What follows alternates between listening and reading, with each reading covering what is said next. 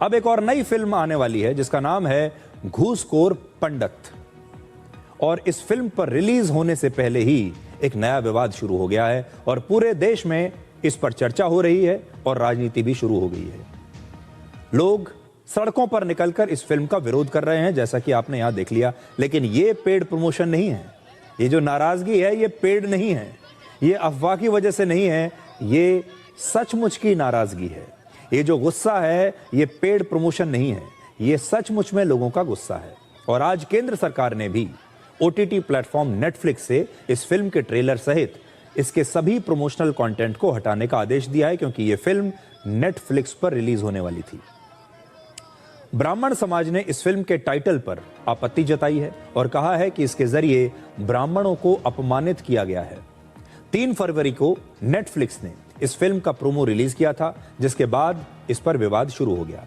और इस फिल्म के निर्देशक हैं नीरज पांडे, जो बहुत बड़े निर्देशक माने जाते हैं। इससे पहले उन्होंने बहुत सारी सुपरहिट फिल्में बनाई हैं। और इसमें जो मुख्य अभिनेता हैं वो है मनोज वाजपेयी। और मनोज वाजपेयी इस फिल्म में एक पुलिस अधिकारी की भूमिका में है जिसका नाम है अजय दीक्षित, और वो इस फिल्म में घूसखोर पंडित के नाम से बदनाम है।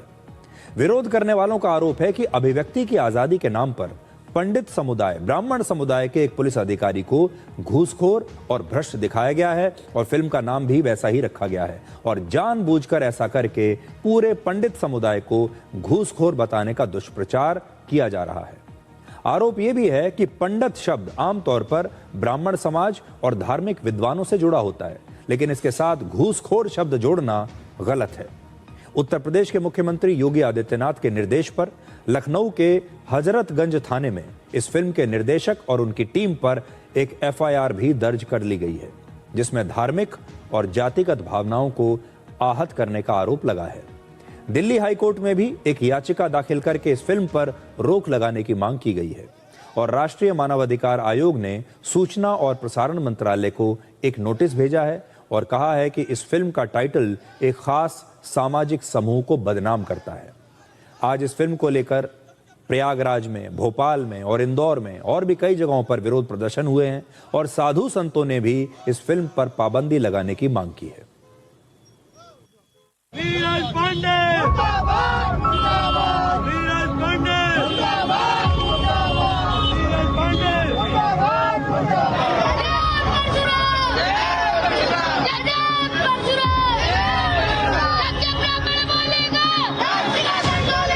हम रोड पे भी प्रदर्शन कर रहे हैं और रोड पे कोर्ट में भी चलेंगे, लेकिन ये फिल्म रिलीज नहीं होने देंगे जब तक इस फिल्म का टाइटल नहीं बदला जाएगा और इसका जो वक्तव्य है, जो बोल गए वचन है, वो नहीं बदलते जाएंगे। हमें फिल्म पे कोई आपत्ति नहीं, लेकिन ब्राह्मण का जो अपमान किया है, घूसखोर कहा है, इस पे आपत्ति है तो इसको रोक दिया जाए।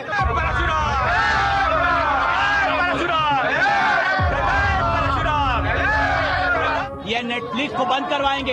नेटफ्लिक्स के जो डायरेक्टर हैं उन पर एफआईआर की है और हम ये फिल्में नहीं चलने देंगे।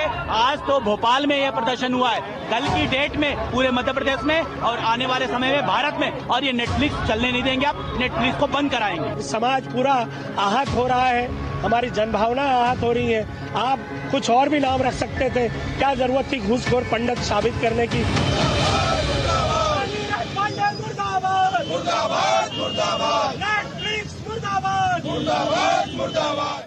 थाना हजरतगंज सेंट्रल जोन जनपद लखनऊ में एक जो वेब सीरीज जो आ रही है घूसखोर पंडित, इसके डायरेक्टर और उनकी अज्ञात टीम के विरुद्ध सुसंगत धाराओं में अभियोग पंजीकृत किया गया है। इसके कंटेंट से ऐसा पाया गया कि इसमें जातिगत अपमान और सामाजिक आक्रोश होने की, अशांति भड़क होने की संभावना है।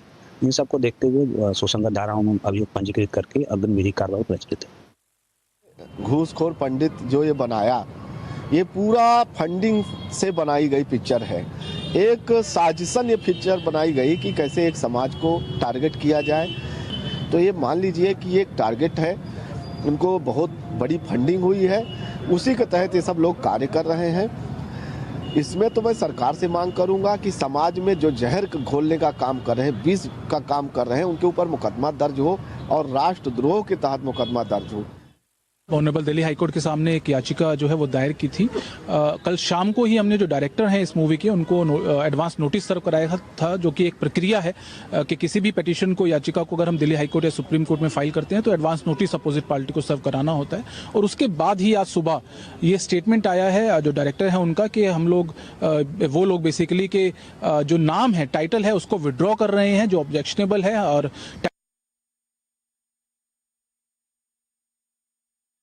था वो बिल्कुल डेफिनेटली साफ साफ दिखता है और टारगेट करने की कहीं ना कहीं बात लगातार सामने आ रही थी और हम लोग इसी को लेकर ऑब्जेक्शन कर रहे थे। अब उसको विड्रॉ करने की बात की है, प्रचार सामग्री को विड्रॉ करने की वो बात कर रहे हैं, लेकिन अभी तक हुआ नहीं है। तो पहली बात तो ये है कि हम लोग जब तक होता नहीं है तो हमारा cause of action is still there. दूसरी बात यह है कि जब आप टाइटल की बात करते हैं तो कहीं ना कहीं उसके कंटेंट के ऊपर भी ऑब्जेक्शन आता है। और हमारी याचिका में एक प्रेयर हमारी ये भी है कि क्योंकि OTT प्लेटफॉर्म की जो प्रक्रिया है कि वहाँ जो पिक्चर या कोई प्रोग्राम जो अपलोड होता है वो विदाउट एनी वेरिफिकेशन होता है, कोई कंट्रोलिंग अथॉरिटी नहीं है उसको लेकर।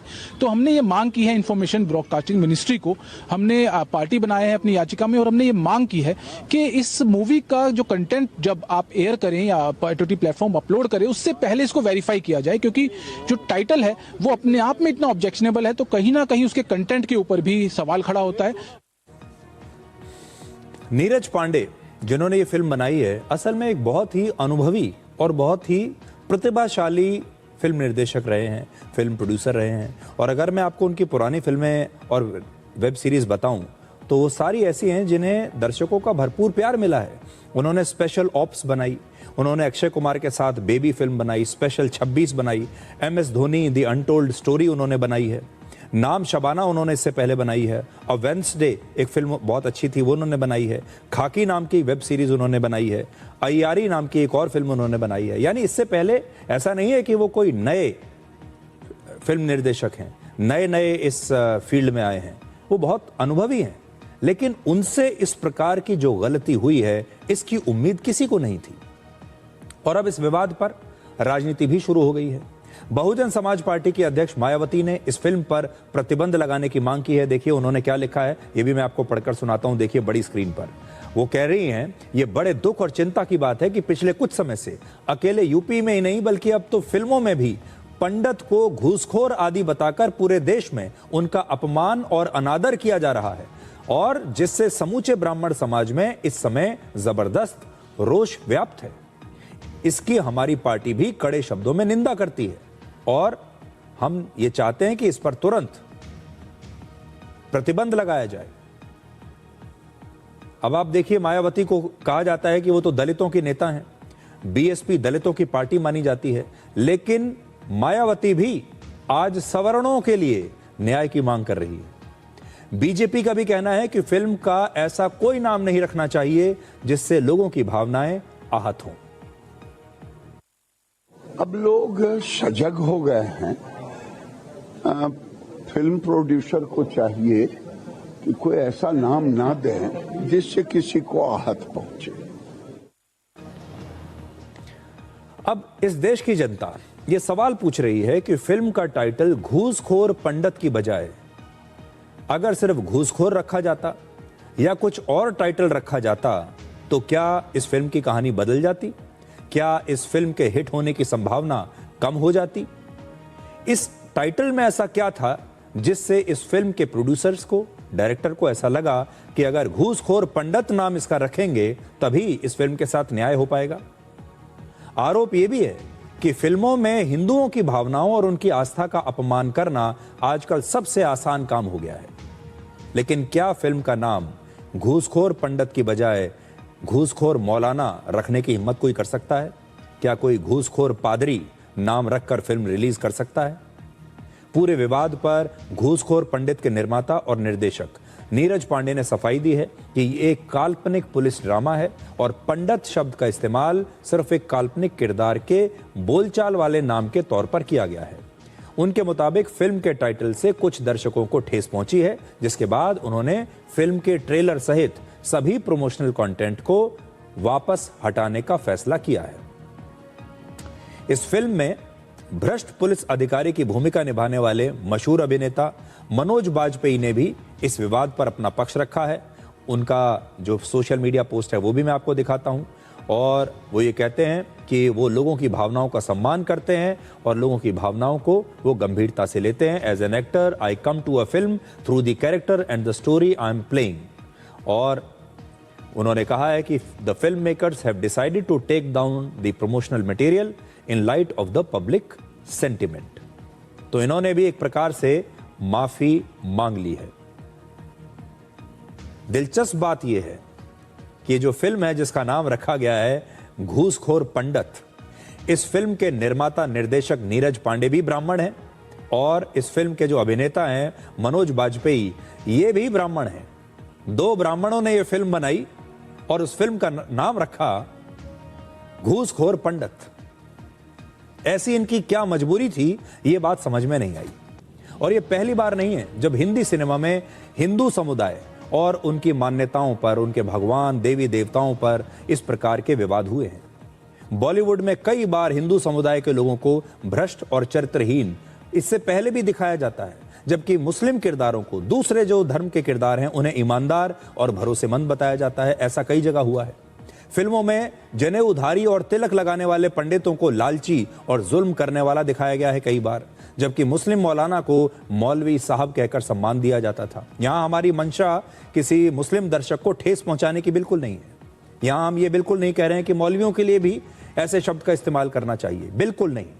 ना मौलवियों के लिए करना चाहिए, ना पादरियों के लिए करना चाहिए और ना पंडितों के लिए करना चाहिए, ना पुजारी के लिए करना चाहिए। हमारा कहना यह है, वर्ष 1975 में रणधीर कपूर की एक फिल्म आई थी जिसका नाम था पोंगा पंडित, और इसमें पंडितों को पाखंडी और झूठा दिखाया गया था।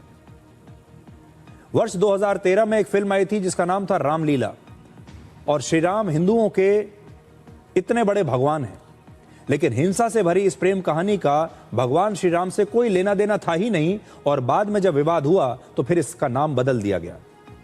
वर्ष 2014 में एक और फिल्म आई थी आमिर खान की पीके, और इस फिल्म में भी हिंदू देवी देवताओं का मजाक उड़ाया गया था, अपमान किया गया था।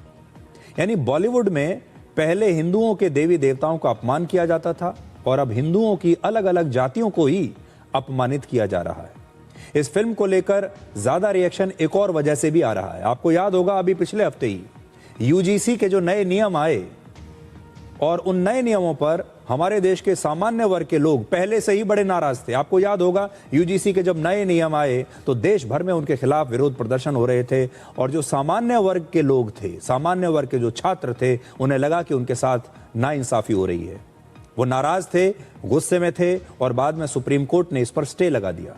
यानी एक माहौल जो सामान्य वर्ग के लोगों के बीच था वो पहले से ही नाराजगी का बना हुआ था, और इसी दौरान, इसी माहौल के बीच इस फिल्म का ट्रेलर आ गया, और वो जो भावना यूजीसी वाली चली आ रही थी सामान्य वर्ग के लोगों के बीच में, वो भावनाएं इसकी वजह से और ज्यादा भड़क गई।